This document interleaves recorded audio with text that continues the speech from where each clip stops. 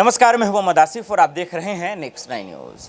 क्या राहुल गांधी वाकई में जेल जाने वाले हैं? क्या राहुल गांधी बचने वाले हैं? राहुल गांधी 24 का चुनाव लड़ेंगे, सदस्यता वापस होगी, राहुल गांधी के वकील, उनकी लीगल टीम कैसे काम कर रही है?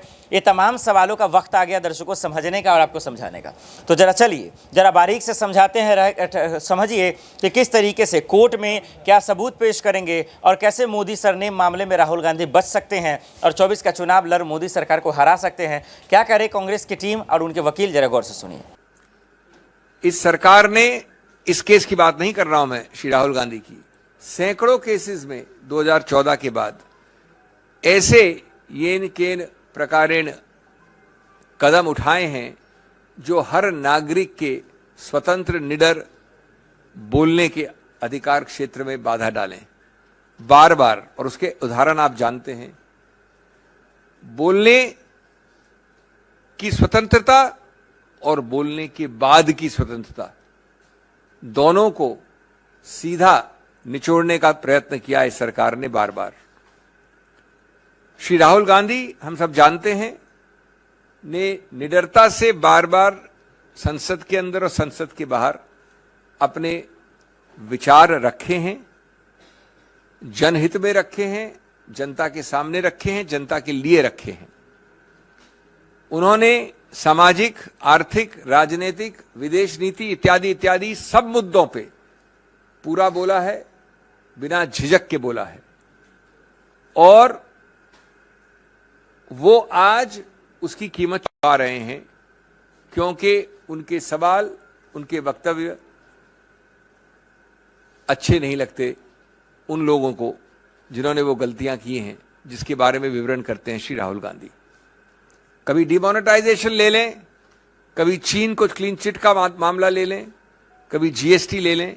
ये सब मुद्दे वो हैं और इनके अलावा और भी हैं जो इस सरकार को, जिनसे घिन्न है और जो उठाते हैं उनको दंडित करना उनका अनिवार्य रूल है। राहुल गांधी विदेश जाते हैं तो बोल नहीं सकते। एक झूठे आडंबरी राष्ट्रवाद के आधार पर उनकी आवाज को रोका जाता है। एक अजीबोगरीब बनाई हुई बनावटी राष्ट्रवाद का बहाना लेकर उन पे आरोप लगाए जाते हैं। बाहर गए, उसके आधार पे जब वापस आते हैं तो कहते हैं कि आप यहां नहीं बोल सकते जब तक कि आप माफी नहीं मांगे। यहां आते हैं और उस दिन बोलते हैं संसद में, जब माननीय प्रधानमंत्री बोल रहे थे तो सरकार पूछती है आपकी हिम्मत कैसे हुई सब बोलने की, सत्य बोलने की, साफ बोलने की, निडरता से बोलने की। हम आपको प्रिविलेजेस कमेटी भेजते हैं।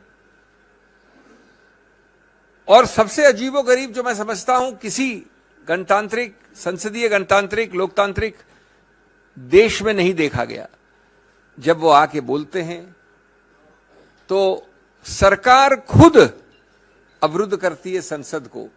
सरकार खुद करती है इस आधार पे कि पहले आप माफी मांगिए। ये कौन सी संसदीय प्रणाली के अंतर्गत है कि पहले आप माफी मांगिए, नहीं तो हम अवरुद्ध करेंगे, नहीं तो संसद चलेगी नहीं। तो ये इसी प्रक्रिया का एक और उदाहरण है, जहां मुंह खोलें, झूठे बेमानी केसेस दायर करिए, डराइए, धमकाइए, और हम आश्वस्त हैं कानूनी प्रक्रिया में कि हम जीतेंगे, स्टे ऑफ कन्विक्शन हमें मिलेगा। लेकिन जहां तक सरकार का सवाल है, उन्होंने ये सब प्रयत्न किए हैं, बार बार किए हैं।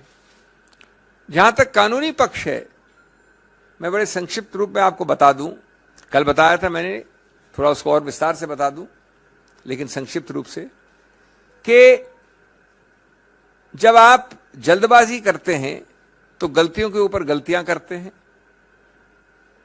संवैधानिक और कानूनी गलतियां करते हैं। मैं आपको 2-3 उदाहरण देके अपनी बात खत्म करना चाहता हूं। ये मामला, ये वारदात कोलार कर्नाटक में हुई, 2019 में हुई। उसकी कंप्लेंट कहां दर्ज की गई? सूरत, गुजरात में, 1-2 जगह और भी की गई, बिहार में, रांची में। तो जब ऐसा होता है कि वारदात, फौजदारी वारदात कहीं हुई हो अमुक जगह, और फौजदारी वारदात की कंप्लेंट किसी दूसरे प्रदेश में हो, तो कानून विधायिका ने बहुत पहले एक संशोधन द्वारा एक नया प्रावधान बनाया था, कई वर्ष हो गए, जो बाध्य है, जो स्पष्ट है कि जब ऐसा हो तो आपको एक 202 कहते हैं, उसके अंतर्गत एक निरीक्षण परीक्षण करना पड़ेगा, इंक्वायरी करनी पड़ेगी, या तो मैजिस्ट्रेट खुद करे या पुलिस द्वारा करे कि क्या उस मैजिस्ट्रेट का अधिकार क्षेत्र बनता है। जब तक वो मैजिस्ट्रेट ये शुरुआत में नहीं करता है इंक्वायरी, तब तक वो कंप्लेंट से आगे नहीं बढ़ सकता। रोचक बात यह है कि ये मुद्दा स्पष्ट रूप से इस श्री राहुल गांधी केस में उठाया गया, जजमेंट में लिखा है, लेकिन निर्णित कहीं नहीं है। ये इंक्वायरी कहीं नहीं हुई गुजरात मैजिस्ट्रेट द्वारा, यद्यपि ये मामला आया है कोलार कर्नाटक से। ये एक उदाहरण है कई और अहम मुद्दों का के साथ।